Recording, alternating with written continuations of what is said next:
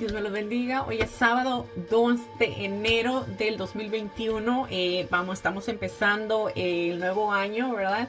Y vamos a seguir hablando acerca del tabernáculo, que estábamos hablando, creo que fue 2 semanas atrás. Ya que tuvimos un pequeño receso porque la semana pasada tuvimos la clase acerca de la Navidad, ¿verdad? Y bueno, vamos a seguir hablando acerca de las cosas que habían dentro del tabernáculo y vamos a explicar un poquito de la importancia de cada una de esas cosas, ¿verdad? Y esperamos que el Señor nos ministre de gran manera y esperamos que nos puedan acompañar durante todo el video. Comenzamos. Vamos a empezar. Vamos a orar y vamos a poner todo en las manos de nuestro Señor, ¿verdad? Para que esta clase sea de bendición. Sabemos que todas han sido de bendición, pero para que esta sea de doble bendición, ¿verdad? Y nos pueda ministrar el Señor nuestro corazón. ¿Okay? Padre bueno, Padre eterno, venimos, Señor, delante de ti. Te adoramos, Señor. Te damos gracias, Padre amado, porque nos has regalado una oportunidad más, Señor, para poder, Señor, buscarte, para poder aprender de tu palabra. Señor, gracias, Padre amado. Te pedimos, Señor, que te glorifiques, Señor, y que sigas ministrando nuestros corazones, Señor, Padre. En el nombre de Jesús te lo pedimos, Señor. Amén. Dios te bendiga, Jocelyn. Que los bendiga. Bueno, vamos a resumir un poquito la historia de cómo llegamos hasta el punto del tabernáculo, ¿verdad? Desde Abraham, que fue el padre, ¿verdad? De los israelitas. Deme un momento. Bueno, Abraham fue llamado por Dios, ¿verdad? Como ya lo habíamos visto, y le dio una promesa. Dios le dio una promesa a Abraham de que su simiente en su simiente iban a ser benditas todas las naciones, o más bien dicho, todos los habitantes de la tierra, ¿verdad?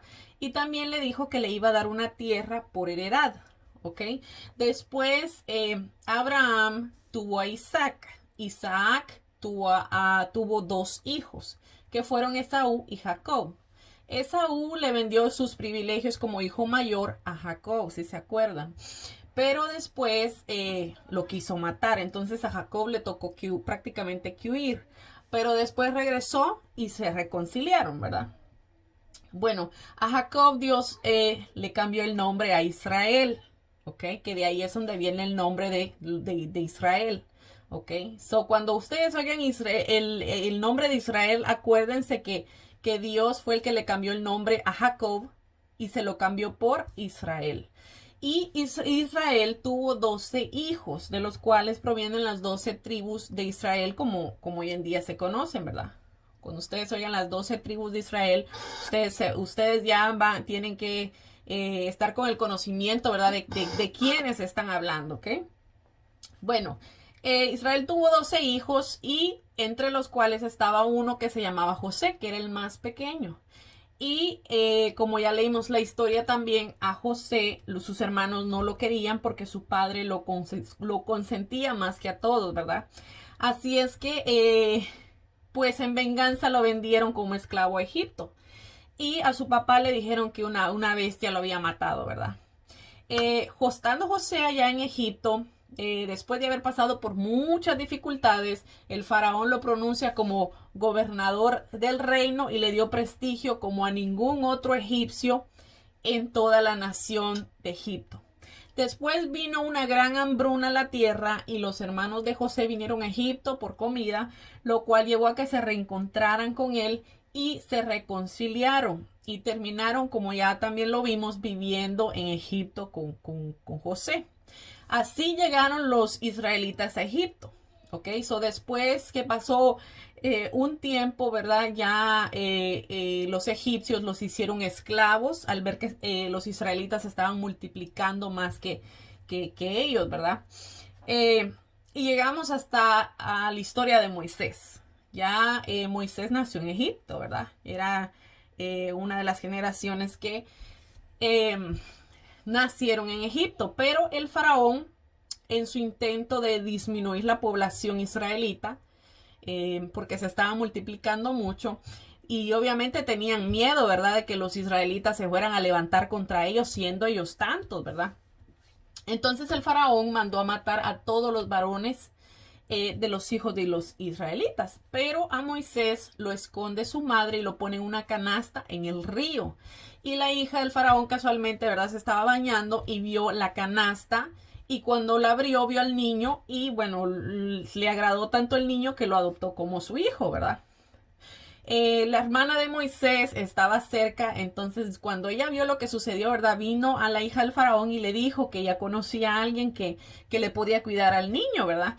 Y pues se fue a llamar a su mamá. Así es que aunque Moisés fue adoptado por la hija del faraón, prácticamente fue criado por su madre.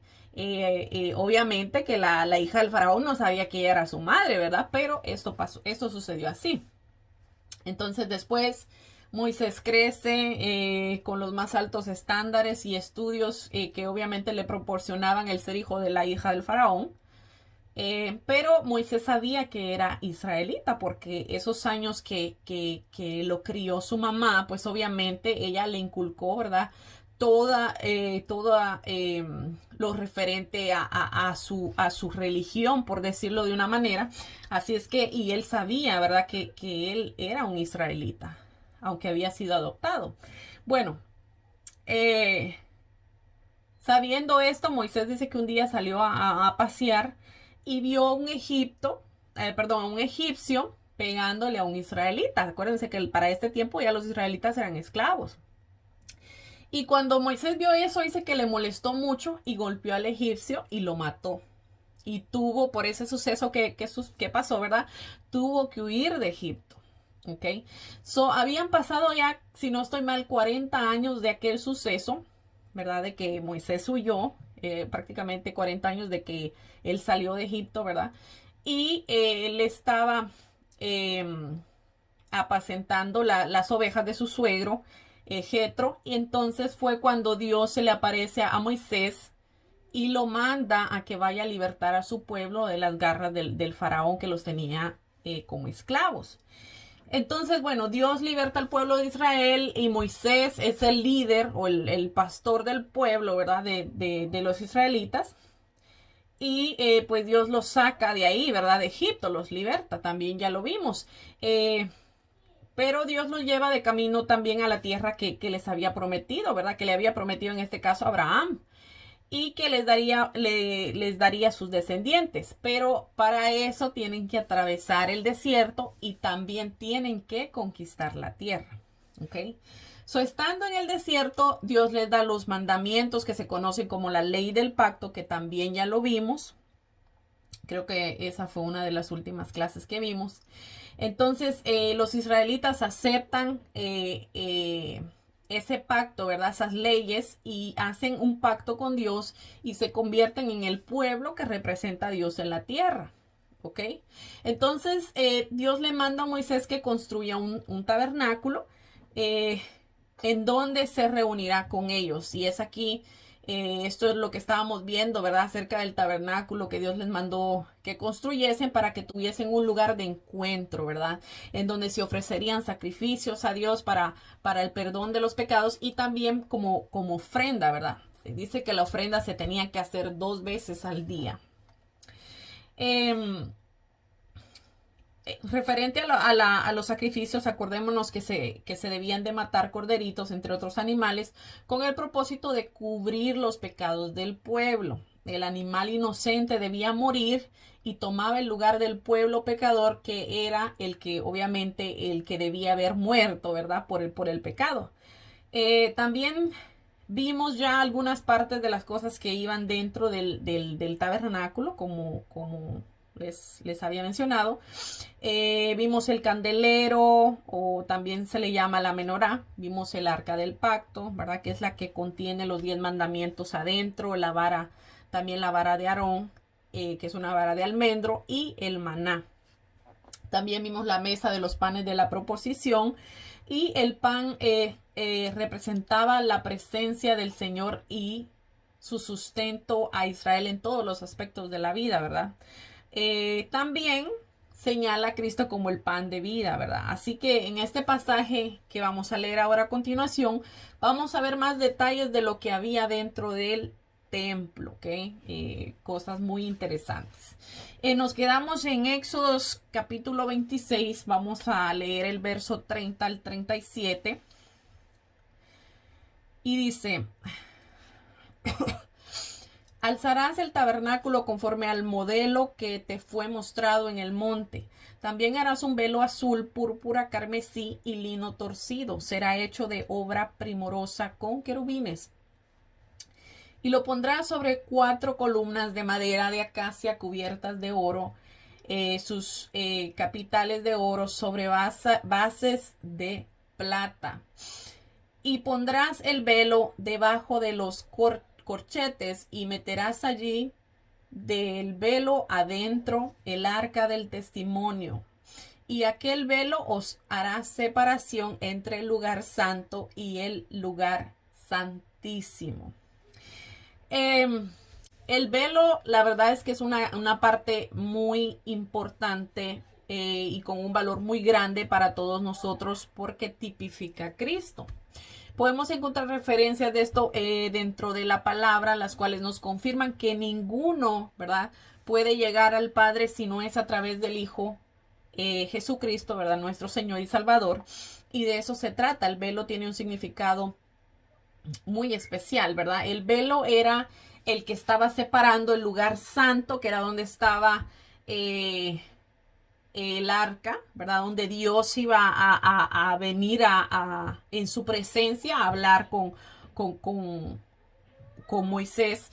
Y el velo era el que separaba el lugar santo del lugar santísimo dentro del tabernáculo. Ok, so acordémonos también que el tabernáculo tipificaba, ¿verdad?, la morada celestial de Dios. Y sabemos que en la morada de Dios Él está sentado, ¿verdad?, en su trono. Asimismo, aquí en el tabernáculo, como ya les comentaba, dice la palabra que Él se sentaría en el lugar santísimo, que es donde estaba el arca, que ya les había dicho, que contenía los 10 mandamientos, ¿verdad? Ahí es donde iba a venir la presencia del Señor. Pero no era accesible para ninguno más que el sumo sacerdote podía entrar ahí una vez al año. Entonces era necesario que hubiera esa separación, ¿verdad? Ese velo protector. Dios también le había dicho, ¿verdad?, a Moisés que se aparecería en el lugar santísimo. Y esto está en Levítico 16:2. Dice: y Jehová dijo a Moisés: di a Aarón tu hermano que no en todo tiempo entrare en mi santuario detrás del velo, delante del propiciatorio que está sobre el arca, para que no muera, porque yo apareceré en la nube sobre el propiciatorio. Bueno, y leído esto, ¿verdad?, nos preguntaremos: ¿y por qué Dios prohibió que entraran al lugar santísimo? Bueno, acordémonos que en el huerto del Edén, Dios hablaba libremente con Adán y Adán tenía libre acceso, ¿verdad?, a la presencia de Dios. Pero cuando Adán pecó y desobedeció a Dios, Adán y todos sus descendientes, es decir, todos los seres humanos, perdimos ese derecho de poder entrar libremente a la presencia de Dios a causa del pecado. ¿Pero por qué? ¿Por qué perdimos ese acceso? Bueno, Dios es un Dios santo y en su santidad no se puede entrar contaminado de pecado, ¿verdad? Nadie podía tener acceso a la santidad de Dios excepto por el sumo sacerdote una vez al año para el día de expiación, para presentar el sacrificio de expiación. La fiesta judía, yo no sé si la han oído, se conoce como Yom Kippur. Esa es así se llama la fiesta, ¿verdad? Que los judíos todavía la celebran. Por lo tanto, ¿verdad?, se necesitaba este velo, ¿verdad?, para separar ese lugar, porque no se podía entrar libremente a la presencia de Dios. El sumo sacerdote, antes de entrar al lugar santísimo, en el día de la expiación, tenía que prepararse. Se tenía que lavar como un símbolo de purificación y se tenía que poner una ropa especial, de la cual obviamente vamos a hablar un poquito más adelante. Pero también tenía que traer incienso quemado y traer la sangre sacrificial para hacer la expiación por sus pecados y por los pecados del pueblo también. Ahora, el velo y estos rituales realizados por el sacerdote eran un recordatorio que el hombre no tenía acceso a la majestuosa presencia de Dios de manera deliberada, descuidada o irreverente. O sea, no se podía llegar, solo entrar como Pedro por tu casa, ¿verdad? Sino que tenía que hacerse conforme a Dios había dicho, ¿verdad? Y obviamente la majestuosidad de ese velo, yo me imagino, ¿verdad? Que les recordaba constantemente, ¿verdad? De que allá atrás no podía entrar cualquiera y que el que entraba tenía que ser el sumo sacerdote, ¿verdad? El único que Dios permitía y que lo tenía que hacer de una manera reverencial, ¿verdad? Pero aquí es donde viene la parte importante acerca del velo, y es que en el día de la crucifixión de Jesús, después de Jesús haber pronunciado las palabras consumado es, y de haber entregado su espíritu a Dios, dice en Mateo 27, 51, dice, y he aquí el velo del templo se rasgó en dos, de arriba abajo, y la tierra tembló y las rocas se partieron. Eran las 3 de la tarde aproximadamente, la hora en la que se hacía el sacrificio diario de la tarde. ¿Se acuerdan que les había dicho que todos los días se tenía que ofrecer un sacrificio, uno en la mañana y otro en la tarde? Eran aproximadamente las 3 de la tarde cuando sucedió esto. Así que la muerte de Jesús anunciaba el comienzo, ¿verdad? También de un nuevo pacto. No, perdón, y lo que quería resaltar con esto es que a las 3 de la tarde los sacerdotes, ¿verdad? Que fueron los que instigaron al pueblo y los que prácticamente movieron todo para la crucifixión de Jesús, ¿verdad? Ellos pudieron ver cómo se rasgaba el velo porque ellos estaban ahí a la hora del sacrificio de la tarde, ¿verdad? La muerte de Jesús, como les decía, anunciaba el comienzo de un nuevo pacto y la entrada libre al trono de Dios mediante la sangre redentora de Jesucristo. Imagínense, en el momento que Jesús dijo ya, Señor, en tus manos encomiendo mi espíritu, y entregó el Señor su espíritu, y en ese momento se rasgó el velo. Como quien dice, ahora yo que morí, ¿verdad? Hablando Jesús, ¿verdad? Parafraseando, ahora yo morí por ustedes y ese velo ya no existe, porque ahora a través de mí ustedes pueden entrar al lugar santísimo. Ustedes tienen acceso libre al Padre a través de mí, ¿verdad? Así es como queremos representar esto, ¿verdad? Según el Mishnah, el velo era del grueso de la palma de una mano. ¿Ok? Y dice que pesaba tanto que si se mojaba eran necesarios 300 hombres para poder levantarlo. Imagínense la majestuosidad de aquel velo. El Mishnah es un libro no inspirado por Dios, sino que es un libro que los judíos hicieron para darle interpretación a la Torá, o más conocida como los libros de la ley o el Pentateuco, ¿verdad? Para darles una referencia de eso. Vamos a leer en Hebreos 10, que nos da referencia a este nuevo pacto, ¿verdad? Y también nos habla de cómo el velo representa a Jesucristo como nuestro Salvador, ¿verdad? Hebreos 10, 7 al 22 dice: entonces dije, he aquí que vengo, oh Dios, para hacer tu voluntad, como en el rollo del libro está escrito de mí, diciendo primero sacrificio y ofrenda y holocaustos y expiaciones por el pecado no quisiste ni te agradaron, las cuales cosas se ofrecen según la ley. Y diciendo luego, he aquí que vengo, oh Dios, para hacer tu voluntad, quita lo primero para establecer lo último. Ven, como les estaba diciendo yo, ¿verdad? Que Jesús vino a establecer el nuevo pacto, ¿verdad? que es en el que nosotros estamos ahorita. Dice, y en esa voluntad somos santificados mediante la ofrenda del cuerpo de Jesucristo hecha una vez y para siempre. Y ciertamente todo sacerdote este día tras día ministrando y ofreciendo muchas veces los mismos sacrificios que nunca pueden quitar los pecados.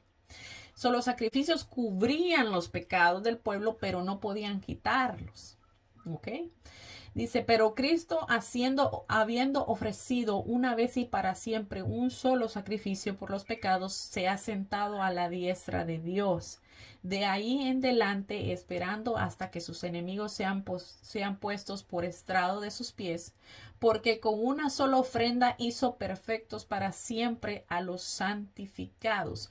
Los santificados somos todos los que hemos recibido a Jesucristo como nuestro Señor y nuestro único y exclusivo Salvador, ¿verdad? Los que reconocemos que Él es el único que puede darnos a nosotros salvación y que fuera de Él nadie nos puede llevar al Padre, ¿verdad? Como lo dice la misma palabra. El verso 15 dice, y nos atestigua lo mismo el Espíritu Santo, porque después de haber dicho, este es el pacto que haré con ellos después de aquellos días, dice el Señor, pondré mis leyes en sus corazones y en sus mentes las escribiré. Y añade, y nunca más me acordaré de sus pecados y transgresiones, pues donde hay remisión de estos no hay más ofrenda por el pecado.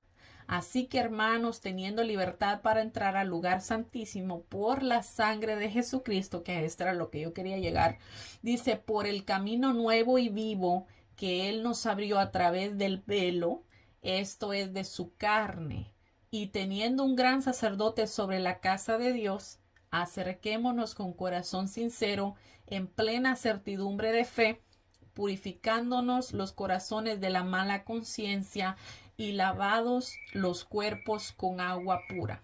Imagínense qué tremendo. Jesús representaba el velo que estaba en medio del lugar santo y el lugar santísimo. Cuando, como ya habíamos hablado, este velo se rasga, ¿verdad? Nos dio a todos libertad de poder entrar al trono, ¿verdad? A todos, ¿verdad? Los que acepten al Señor Jesucristo como nuestro Señor y Salvador, ¿verdad?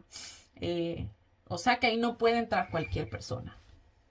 Aún hoy en día no puede entrar. O sea, cuando digo no cualquier persona es que tiene que ser una persona que haya aceptado a Jesús, ¿verdad? Que lo haya aceptado a Él como Salvador. A esos son los que se les da libre entrada al trono de la gracia de Dios, ¿verdad? Esto es simple. Digamos que vamos a ponerlo como una historia. Digamos que don José necesitaba 2 muchachas para que trabajaran para él.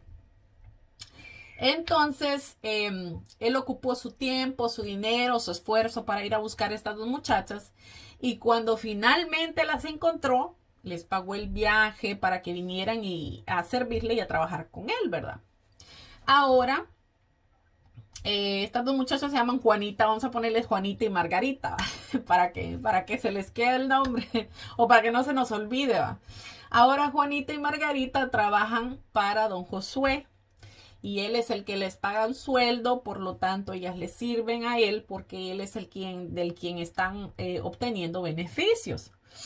Ahora imagínense que con todo y esto que don José hizo por ellas, ahora resulta que Juanita y Margarita se vayan a servirle a doña Guadalupe, ¿verdad? Que no había hecho nada por ellas.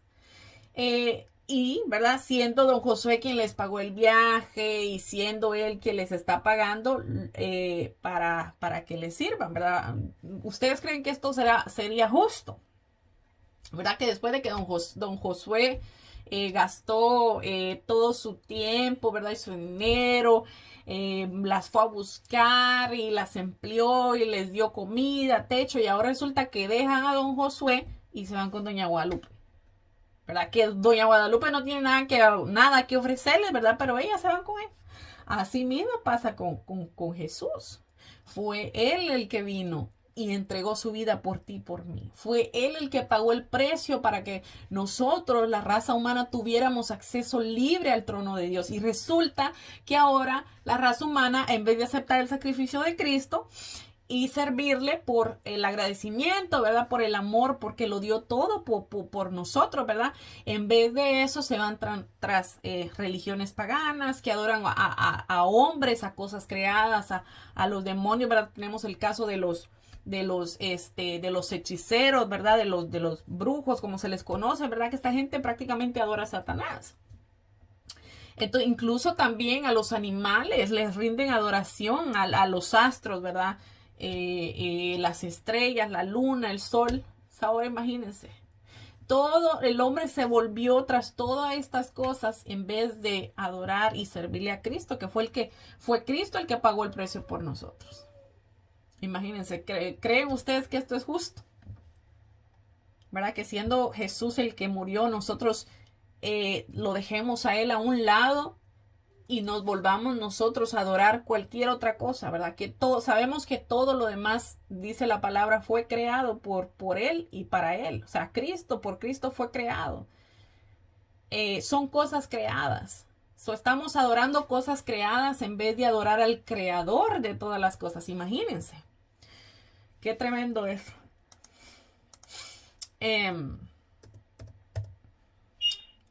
¿Dónde me quedé? Deme un segundo. Ok. Bueno, vamos a seguir viendo el tabernáculo, lo que estábamos leyendo en el verso 34. Dice, pondrás por propiciatorio sobre el arca del testimonio en el lugar santísimo y pondrás la mesa fuera. Dios te bendiga. Y pondrás la mesa fuera del velo. Se fue. Y el candelero frente de la mesa al lado sur del tabernáculo, y pondrás la mesa al lado norte. Y harás para la puerta del tabernáculo una cortina azul, púrpura, carmesí y lino torcido, obra de recamador. Y harás para la cortina 5 columnas de madera de acacia, las cuales cubrirás de oro, con sus capiteles de oro, y fundirás 5 bases de bronce para ellas. En conclusión, el significado espiritual del tabernáculo tipifica, ¿verdad?, la obra redentora de Cristo, de llevar a los pecadores a tener un encuentro con Dios, ¿verdad? ¿Alguna pregunta o algo que quizá quieran añadir o quieran preguntar, o lo dejamos todo para las preguntas para el final? Ok, bueno.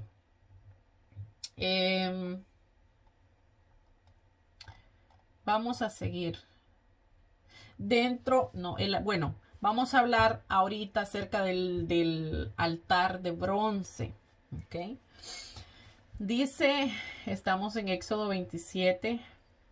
Dice, harás también un altar de madera de acacia de 5 codos de longitud y de 5 codos de anchura. Será cuadrado el altar y su altura de 3 codos. Y le harás cuernos en sus 4 esquinas. Mire qué peculiaridad, ¿verdad? Los cuernos serán parte del mismo y lo cubrirás de bronce. Y harás también sus calderos para recoger la ceniza, y sus paletas, sus tazones, sus grifos y sus garfios, y sus braseros. Harás todos sus utensilios de bronce. Ok, este es el altar del holocausto, ¿verdad? Donde se quemaban, ¿verdad? Los sacrificios. Y estaba en medio de los atrios y se usaba para el sacrificio de los animales a fin de hacer expiación. Y la expiación servía, como ya les había mencionado, para cubrir el pecado y proporcionar así perdón. ¿Ok? Se ponía la sangre del animal expiatorio sobre los cuernos del altar y se la derramaba en su base. Este ritual expiatorio ponía de relieve el pecado que merece, ¿verdad?, la muerte, obviamente, pero que Dios aceptaría la sangre de un animalito inocente, ¿verdad?, en lugar del el pecador, ¿verdad?, que era el que debería de haber estado muerto ahí, ¿verdad? Los cuernos en el altar salientes en cada una de las 4 esquinas del altar simbolizaban el poder y la protección del sacrificio. Vamos a ver algunos ejemplos de cómo los israelitas, ¿verdad? Creían esto firmemente, ¿verdad? Que había protección en los cuernos del altar, ¿verdad? Adonías era el cuarto hijo del rey David y de su esposa Ahawit. Se consideraba que cuando David muriera, el trono se le iba a dar a él. Pero Adonías se estaba proclamando rey aún sin el consentimiento de su padre, y además tampoco, ¿verdad? David había muerto. Pero a pesar de que todo apuntaba que a él le iban a hacer rey, ¿verdad? Ya cuando no estuviera David, Dios escogió a Salomón, ¿verdad? O sea, su hermano Salomón. A él es el que había escogido Dios. Entonces, cuando llegó la noticia de que Adonías se había proclamado rey a los oídos de Betsabé, que era la mamá de Salomón, el hermano de Adonías y también hijo del rey David, bueno, Betsabé llevó a su hijo Salomón ante el rey David, ya que hacía en cama él, o sea, ya David estaba enfermo, ¿verdad? Pero lo llevó para que David le ungiese como rey a Salomón, ¿verdad? Porque ya sabía, ¿verdad? Lo que ya David le había dicho, ¿verdad? Que iba a ser Salomón el que iba a ser rey. Entonces David lo ungió. Entonces, después de que había ungido David a Salomón como rey, cuando llegó esta noticia, ¿verdad? A oídos de Adonías, este se llenó de miedo y huyó, dice la palabra, lo vamos a leer ahora, dice que huyó a agarrarse a los cuernos del altar de Jehová.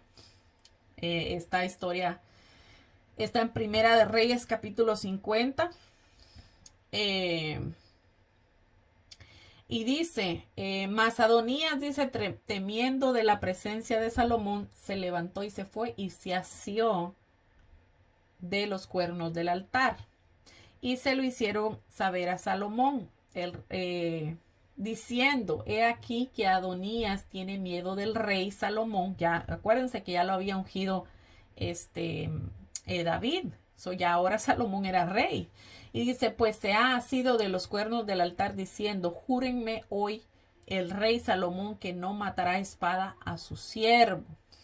Y Salomón dijo, si él fuere hombre de bien, ni uno de sus cabellos caerá a tierra, mas si se le hallare mal en él, morirá. Y envió el rey Salomón y lo trajeron del altar, y él vino y se inclinó ante el rey Salomón, y Salomón le dijo, vete a tu casa. Y dice, Primera de Reyes 2:28, dice, y vino la noticia a Joab también, porque Joab también se había adherido a Adonías, si bien no se había adherido a Absalón. Y huyó Joab al tabernáculo de Jehová y se asió de los cuernos del altar. Vemos cómo ellos, ¿verdad? Cuando ellos creían que su vida estaba en peligro de muerte, corrían y se agarraban de los cuernos del altar, ¿verdad? Como diciendo, este es el lugar donde van a tener misericordia de mí, ¿verdad? En sí, el altar del holocausto también simboliza la cruz del Calvario, ¿verdad? Que fue el lugar donde fue sacrificado Jesús. Vamos a ver referencia a esto y de cómo en el Nuevo Testamento también nos recalca de que Cristo fue como el cordero que murió por nosotros, ¿verdad? Acordémonos que como ya les había dicho yo a ustedes, el estudio del tabernáculo, más que todo para nosotros como iglesia, ¿verdad? Como personas que queremos aceptar a Jesús como nuestro Salvador, esto lo que nos lleva es a ese sacrificio que hizo Jesús, ¿verdad? Cómo es Jesús el que nos lleva a Dios, ¿ok? Y eso es lo que nosotros queremos resaltar al estudiar el tabernáculo. En Hebreos 9, 11, 14, vamos a también a ver el versículo 25, 28. Jocelyn, ¿tú tienes tu Biblia, ma? Sí, aquí la tengo. ¿Tú me puedes leer Hebreos 9, 11 al 14? Sí.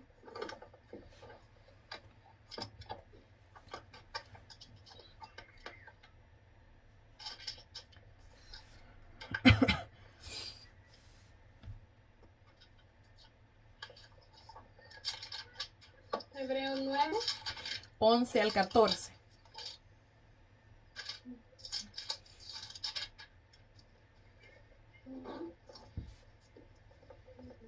Pero estando ya presente Cristo, somos sacerdote de los bienes venideros por el más amplio y más perfecto tabernáculo, no hecho de manos, es decir, no de esta creación. Al 14. ¿Se lo lanzo? Y no por sangre de machos cabríos ni de becerros, sino por su propia sangre.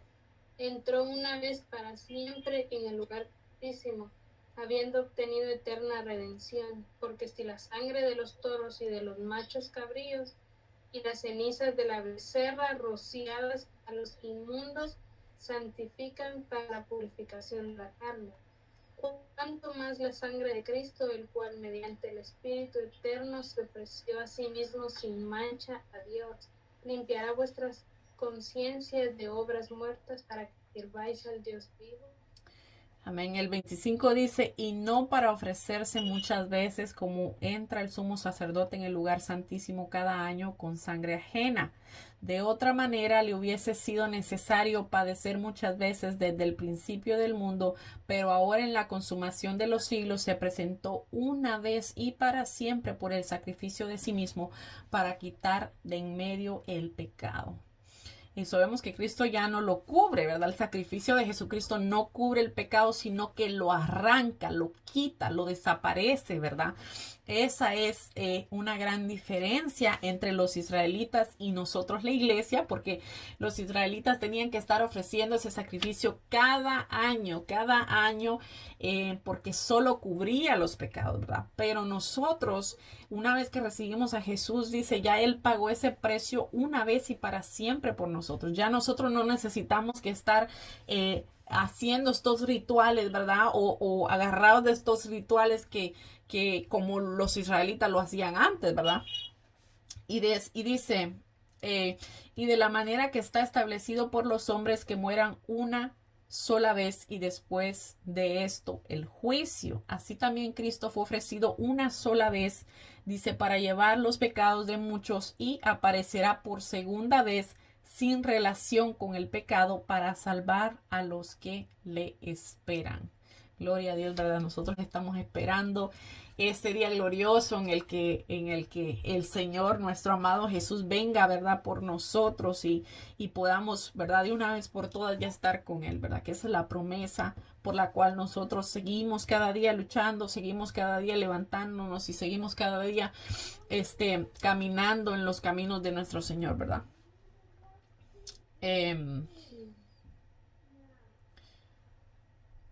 Vamos a ver también, también había en el tabernáculo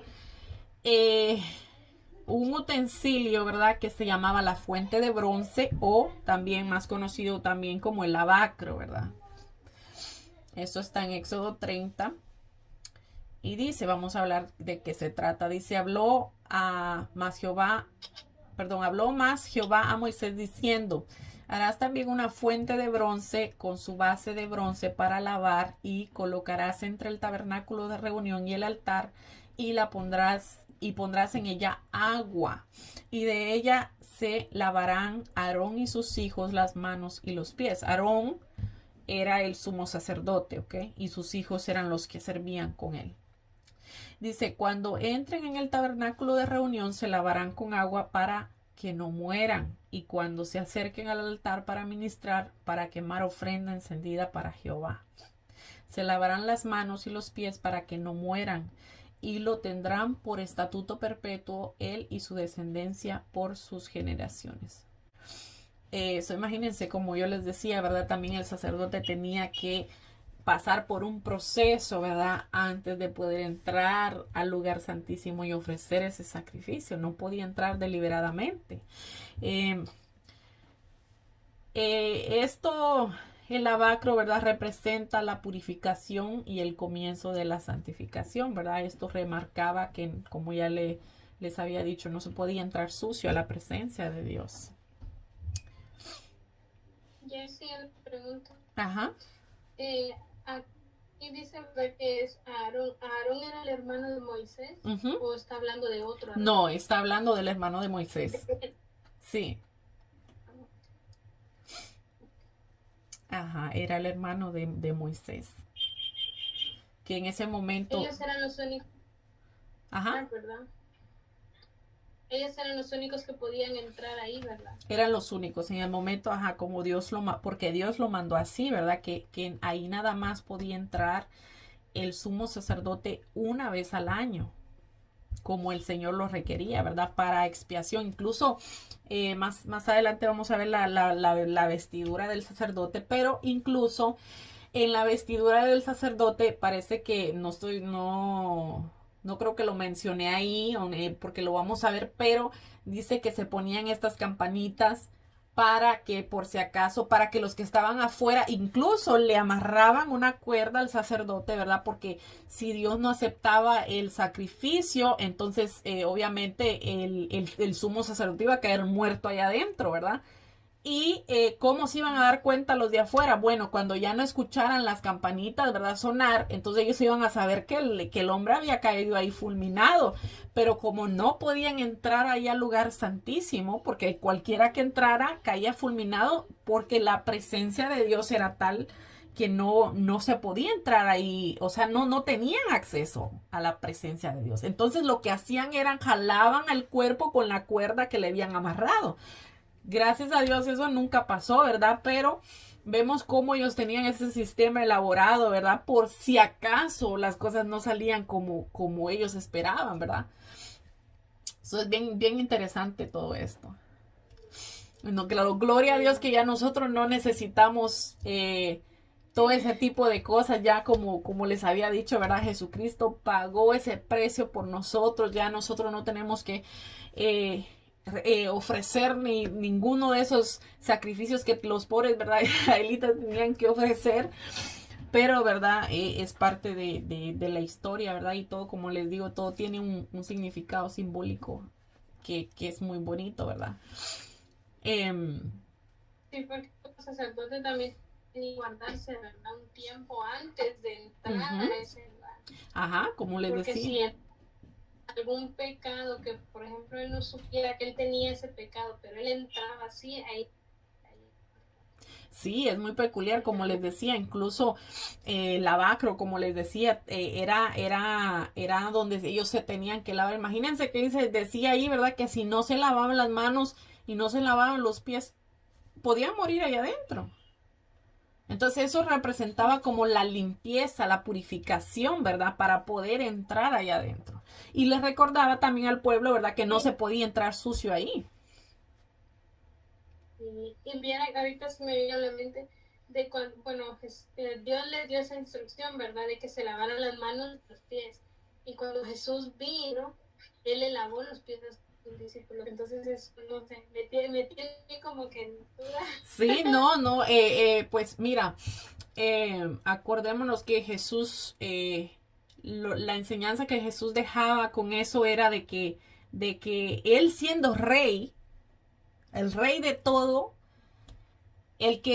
ustedes saben que al rey hay que servirle, ¿verdad? El rey tiene muchos sirvientes y todos le sirven, pero Jesús dejó claro con eso de lavar los pies.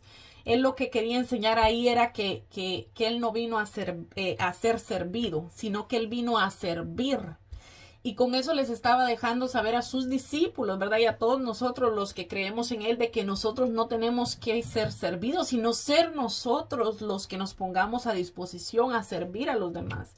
Eso era lo que estaba el Señor Jesucristo dando a entender ahí, ¿verdad? Y también, si era una costumbre judía, de que antes de comer, ¿verdad? Y al llegar a las casas se le lavaran las manos y los pies. Esa era una costumbre que ellos, yo imagino que al sol de hoy todavía la han de tener, ¿verdad? Pero era una costumbre que ellos tenían. Este, bueno, vamos a pasar al altar del incenso o incienso. Siempre me trabo yo en la palabra esta. eh, Éxodos 30, vamos a ver el versículo 1 y después vamos a ver el versículo 6 y el 9. Dice, harás asimismo un altar para quemar el incienso. de madera de acacia lo harás, y lo pondrás delante del velo que está junto al arca del testimonio, delante del propiciatorio que está sobre el testimonio, donde me encontraré contigo. Y Aarón quemará incienso aromático sobre él cada mañana. Cuando aliste las lámparas lo quemará. El incienso quemado simbolizaba la incesante adoración de y las oraciones, del pueblo de Dios. En el Salmo 141:2 dice: suba mi oración delante de ti como el incienso, y el don de mis manos como la ofrenda de la tarde. Imagínense. Y dice: y cuando Aarón encienda las lámparas al anochecer, quemará incienso, rito perpetuo delante de Jehová por vuestras generaciones. No ofreceréis sobre él incienso extraño, ni holocausto, ni ofrenda, ni tampoco derramaréis sobre él libación. Yo no sé si ustedes, bueno, en mi caso, yo sí tengo el recuerdo de cómo huele el incienso. Yo no sé si lo han ustedes olido alguna vez. Imagino que sí, pero a mí me encanta. El olor a incienso no sé cómo explicarlo, pero a mí me gusta mucho cómo huele. En mi caso, ¿verdad? Cuando yo era católica, que yo era acólita o monaguilla, no sé cómo le llaman ustedes, ¿verdad? Pero yo me acuerdo que muchas veces fui yo la que era encargada de llevar este incienso en la misa, ¿verdad? Y el olor es muy rico, el olor del incienso.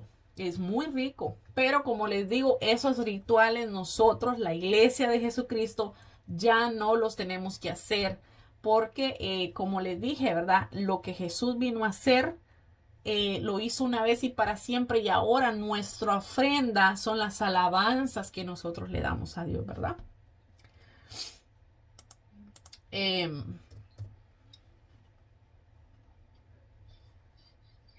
Esto...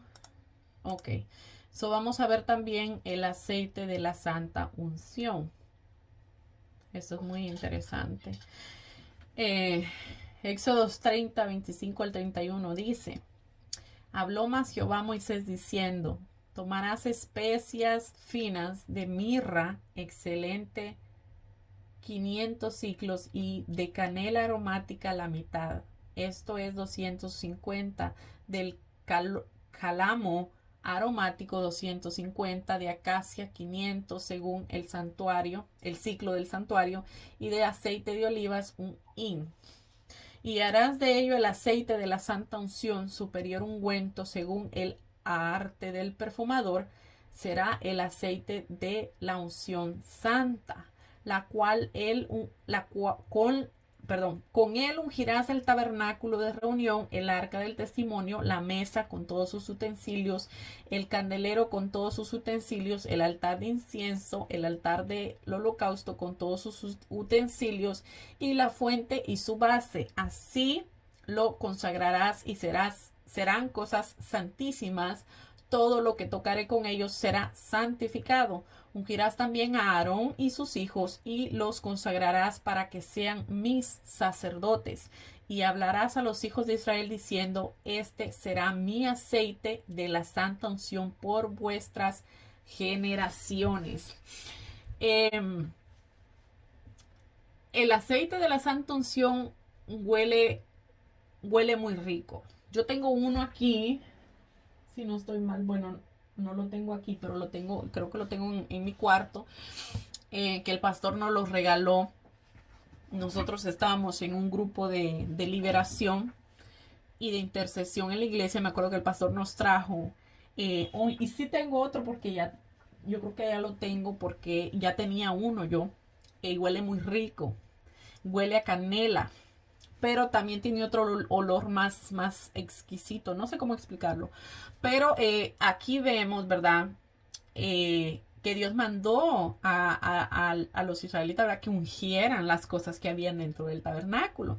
Nosotros, los cristianos, ¿verdad?, por ejemplo, cuando nos mudamos de una casa a otra, tenemos la costumbre, ¿verdad?, de ungir la casa, de orar por la casa, y esto como símbolo, ¿verdad? De que estamos dedicándole esa casa al Señor, ¿verdad? De que estamos como diciéndole al Señor, bueno, Señor, yo dedico mi casa a ti, y lo que aquí va a estar va a ser, lo voy a consagrar a ti, lo voy a entregar a ti. Eso es lo que significa, ¿verdad? Y por esa razón nosotros, ¿verdad? También yo he oído de gente que ungen sus carros, como le digo, también para entregárselo al Señor, ¿verdad? Para decirle, Señor, para ponerles un ejemplo, ¿verdad? Por ejemplo, hace unos años atrás escuché yo a un hermano de la iglesia, no es de la iglesia a la que yo voy ahora, pero él decía que le pedía al Señor una van. Una van, ustedes saben que es un carro un poquito más grande que un carro regular, ¿verdad? Y él le decía que él lo quería porque él quería poder llevar a algunos hermanos a la iglesia. Porque a veces le pedían que los llevara, y él, como tenía un carro pequeño, pues no se le hacía posible, ¿verdad? Entonces, eso es como para darles un ejemplo de cómo nosotros podemos consagrar algo, ¿verdad? Para el servicio del Señor, ¿verdad? Entonces, este muchacho, cuando obtuvo su van, obviamente, ¿verdad? Comentaba de que cuando alguien le pedía, él por favor nos lleva, él estaba dispuesto, porque para eso él había pedido, ¿verdad? O deseado ese carro para poder ponerlo a disposición, a servicio de la obra del Señor, ¿verdad? Así les digo que nosotros presentamos o consagramos las cosas para nuestro Señor. El aceite en la Biblia tiene un significado simbólico y también divino. Representa al Espíritu Santo y su accionar. En Primera de Samuel nos muestra que cuando Samuel dice que vertió el aceite de la unción sobre David para ungirlo como rey, vino también el Espíritu Santo sobre David. Eso está en Primera de Samuel 16:13. Dice, y Samuel tomó el cuerno del aceite. O sea, cuando dice el cuerno del aceite es que el aceite se echaba en un cuerno, ¿verdad?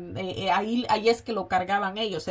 El cuerno venía a ser como un recipiente. No tenía en este caso, pues, bueno, no sé, pero yo no lo he investigado, pero yo no creo que tuviera el cuerno algún tipo de simbología, sino que lo usaban solamente para cargar el aceite, ¿verdad? Y dice, y lo ungió en medio de sus hermanos, y desde aquel día en delante el Espíritu de Jehová vino sobre David. Se levantó luego Samuel y se volvió a Ramá. Denme un segundo. Yo les había printeado aquí una foto. No sé si la van a poder ver, pero y no sé si la van a ver al revés, pero era una foto del tabernáculo, más o menos de su estructura, para que nosotros pudiéramos ver cómo Jesús entra en toda la simbología en el tabernáculo. Vamos a ver, espérenme a ver si, para que yo lo pueda ver aquí. No sé si lo pueden ver. ¿Lo pueden ver, Jocelyn? Un poquito más cerca. Sí, tal vez. Lo único que las letras sí no se... No se ven. Ok, saben que yo les voy a mandar la foto para que lo veamos, para que lo puedan ver de cerca. ¿Por qué? Aquí vamos a ver cómo se detalla. No, denme un segundo, lo voy a poner aquí para que lo puedan ver los que van a ver el video. Se detalla paso por paso prácticamente de cómo Jesús va siendo la conexión o el camino, por así decirlo, a el Señor. Ok. Por ejemplo, en el Evangelio según San Juan, dice, yo soy la puerta, ¿verdad? Juan 10:9, ¿verdad? Entonces, la puerta que estaba en la entrada del tabernáculo tipifica a Jesús. Y dice, he aquí el Cordero de Dios.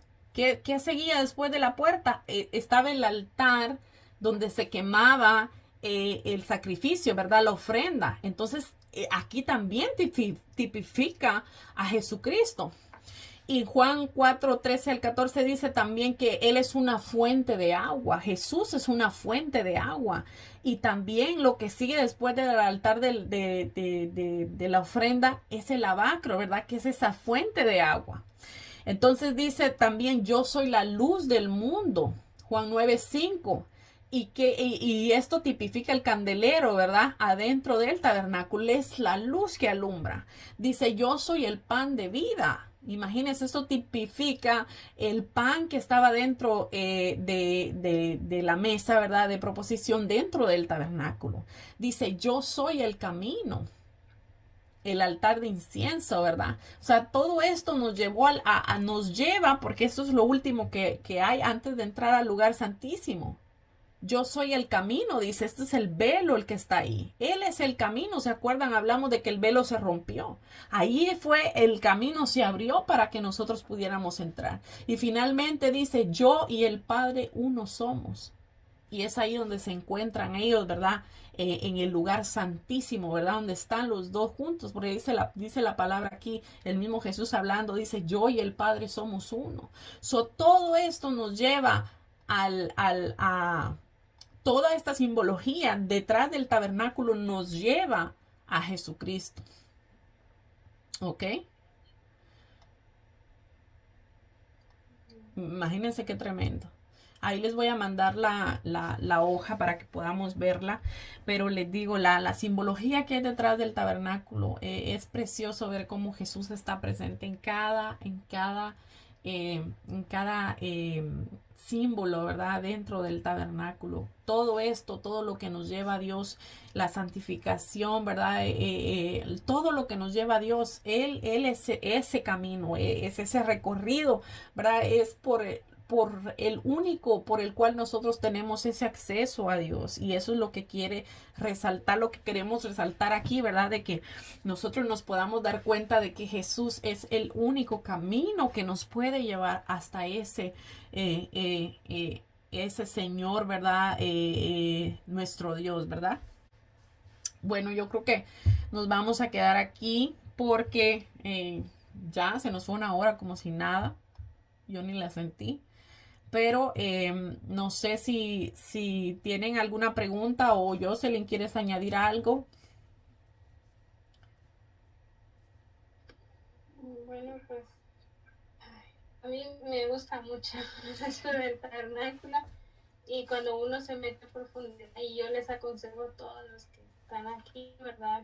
Con nosotros aprendiendo, que esas citas que ella nos da, porque ella nos lo está como que explicando de una manera más corta, pues, pero a mí me gusta mucho cuando uno lo lee y uno encuentra muchos detalles que hay acá que el Señor les dijo a ellos. Entonces, cuando uno los lee, es algo tan impresionante porque uno dice, wow, o sea, cómo es Dios tan específico y tan detallista en cada cosa y cada cosita tiene su significado. Entonces, es muy hermoso. Y gracias, Jessie, por compartir esto con nosotros.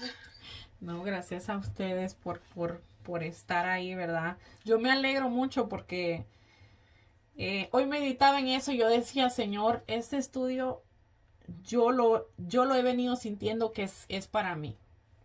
Para mí porque yo me he metido de una manera y he visto, como tú dices, cuando uno se pone a investigar, cuando uno se mete, he visto detalles que no había visto antes. Entonces yo siento que este estudio es para mí, o sea, me está sirviendo tanto para mi vida. Porque como les digo, estoy aprendiendo tantas cosas que me siento agradecida también con ustedes porque me impulsaron a esto, ¿verdad? En este caso con mi hermana Maritza empezamos un día y así fue el Señor llevándonos poco a poco, ¿verdad? Y hasta que llegamos hasta aquí para la gracia del Señor, ¿verdad? Ya llevamos varias clases, yo sé que casi siempre no todos se pueden conectar, pero, ¿verdad? Como les digo, la satisfacción mía es de poder saber de que ustedes se interesan por la palabra del Señor, por conocer quién es el Señor y yo sé que eso nos va a traer a nosotros bendición, ¿verdad? Porque todo lo que nosotros aprendamos, todo lo que nosotros recibamos de parte del Señor va a ser de bendición para nuestra vida. Amén. Bueno, vamos a orar para despedirnos. Y si Dios permite, ¿verdad? Nos vemos el sábado que viene.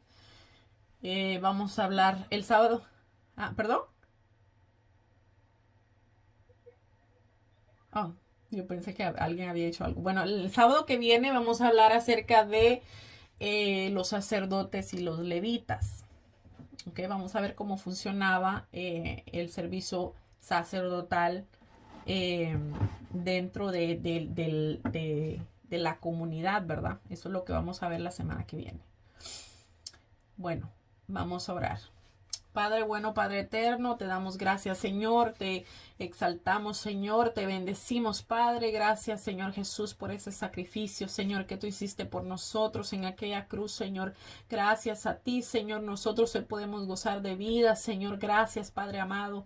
Gracias, Señor, por ese amor tan grande, Señor, por haber dado tu vida, Señor, en sacrificio, Señor, por nosotros, Señor, para que pudiéramos, Señor, ser aceptos, Señor, delante de ti, Padre amado. Gracias, Señor.